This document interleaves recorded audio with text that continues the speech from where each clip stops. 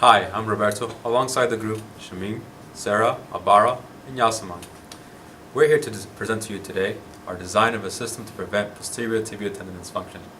Posterior tibial tendon dysfunction, initialized as PTTD, is a condition of the tendon that impairs the ability to support the arch, resulting in the flattening of the foot. And because of this, PTTD is often called adult-acquired flat foot. PTTD is a hidden progressive disease.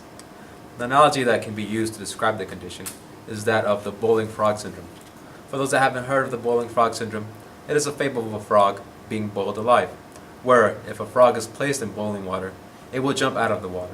But if you place the frog in tepid water and heat the water gradually, the frog will adjust. But by the time the water is about to boil, it will be too late for the frog to jump out, and the frog will be boiled. Now, to give you a perspective on the prevalence of flat feet, out of 100 people, 15 will have flat feet. Of those people with flat feet, 3 will seek medical attention. And of those that seek medical attention, 1 will require surgery, where surgery can cost upwards of $60,000. Now, if the person works on their feet and has the following conditions, such as obesity, diabetes, hypertension, or happens to be a female over the age of 40, PTTD is more likely to occur. PTTD is a complex phenomenon, meaning that there's a lot of things, intricate things that are going on to it. So, it starts off by the tendon slacks, the arch flattens, which results in the ankle inversion and toe eversion, which results in change of the pressure as they walk. Now this leads into a loop, meaning that this adds onto the deformity.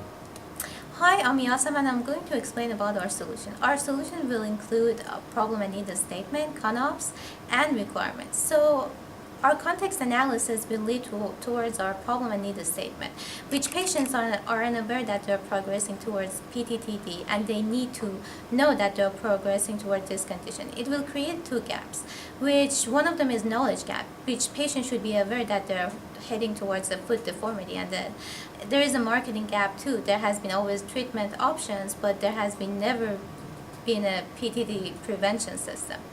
So moving on to our concept of an operation, patients shall be identified, patient at risk shall be identified, and they will be given a shoe insert which will measure the pressure on the sole of the foot with pad, which pad is pressure analysis diagnostics.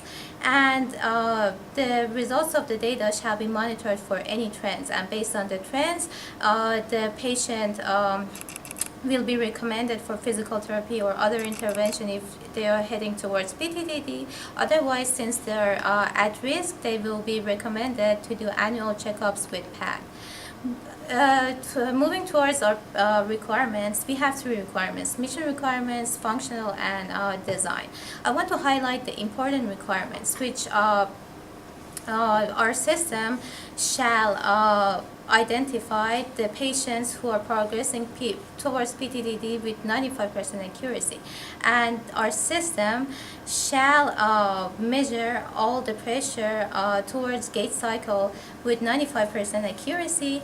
And for our functional and design requirements, the system shall measure at least 4 parts of the foot, which is midfoot, forefoot, inner heel, outer heel, and it shall have an autonomous microcontroller.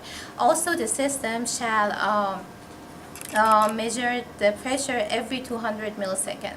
And I want to highlight the importance that prevention is always the best treatment. Hi, my name is Shamim Ahmed, and I'll be going over the system integration portions of the project, starting out with the architecture, then the software, and then the hardware for the project. We start off with the architecture by creating an object-oriented approach using UML. We start off by creating the logical data model, which shows the basic entities within the system. Everything you see in this diagram, and all the purple entities, are everything that we developed within our system, and everything outside of that are the entities interacting with the system, such as the patient, the doctor, and then the collectors or sensors. We expanded this logical data model to create a class diagram, which extended the LDM to show its functions. We created that class diagram to show an object diagram, which is a particular state of our system. And in this object diagram, we can see that there's 4 collectors or sensors placed on different parts of the foot: the inner heel, forefoot, midfoot, inner heel, etc. And then we also showed a real-time clock connected as well as a collector. We also created the physical architecture for the project, and we divided it into 3 different sections: a human-machine interface, the software services, and then the internal sub-services as well. After that, we created the deployed physical architecture, which showed the relationships or the interactions between all of the entities within our systems, and these can all be traced back to morphological boxes. We then created the instantiated physical architecture, which showed deployed models of those entities, so real objects in the real world. And then the connection diagram shows essentially how our system is set up. It consists of a microcontroller connected to a DS3231 real-time clock, an SD breakout port, 3300 ohm resistors for those force-sensitive resistors that we have placed on the foot. We created all of this using C programming, and it was roughly about 200 lines of code for the microcontroller, and we also used Python scripts, which was for post-processing of that data, so we can finally analyze it using Excel and MATLAB. Hi, my name is Sarah, and I'll be going over our test procedure. So we took the device to a gym, and we placed different weights on each sensor, and then from there we got a linear fit, and we got the inverse of that linear fit, and then we were able to get the weights in readings in pound. And then from there, we had 2 different subjects that were tested on the device. One was done on a person with a normal fit, the other one was done on a person at risk. And then we used 4 different testing procedures: standing, walking, ascending, and descending stairs. And then from there, our data showed that patients at risk tend to have more pressure points on different parts of the foot, such as forefoot, midfoot, and inner heel. Then we use neural network to predict PTTD detections. So the way it works, different types of pressure gets inputted, and then from there it recognizes the pattern, and then it analyzes and then detects if the person at risk is progressing towards PTTD or not. Hi, my name is Albaraa. I will be presenting the business model for PAD. Our primary customers are the shoe stores. The market currently have no prevention devices existing. The only existing are competitors in the market are only providing support for patients with PTTD. The device cost is $92.80. That includes an inflation rate of 3%. Our business model is to have an annual subscription to the shoe stores. The price for the subscription is to be set to $10,000 per year.